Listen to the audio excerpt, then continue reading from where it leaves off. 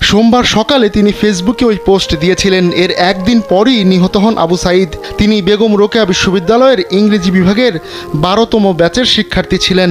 Facebook স্ট্যাটাসে আবু সাঈদ লেখেন, যদি আজ শহীদ হই তবে আমার নিথর দেহটা রাজপথে ফেলে রাখবেন। ছাত্র সমাজ যখন বিজয় মিছিল নিয়ে রুমে ফিরবে তখন আমাকেও বিজয়ী ঘোষণা করে দাফন করবেন। একজন পরাজিতের লাশ কখনো তার বাবা মা গ্রহণ করে না।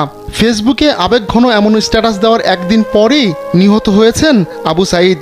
এদিকে প্রত্যক্ষদর্শীরা জানিয়েছেন, মঙ্গলবার দুপুর 2টার দিকে রংপুর খামার মোড় থেকে শিক্ষার্থীরা বিশাল মিছিল নিয়ে বিশ্ববিদ্যালয়ের 1 নম্বর ফটকের সামনে যান। সেখানে বিভিন্ন স্লোগান দিতে থাকেন তারা। এক পর্যায়ে শিক্ষার্থীরা ক্যাম্পাসে ঢোকার চেষ্টা করলে পুলিশ বাধা দেয়। এতেই দুই পক্ষের মধ্যে সংঘর্ষ বেঁধে যায়। পুলিশ এ সময় প্রায় 200 রাউন্ড রাবার বুলেট ও টিয়ার শেল ছোড়ে। এক পর্যায়ে টিয়ার শেল লাগে আবু সাঈদের শরীরে, পরে তার মৃত্যু হয়।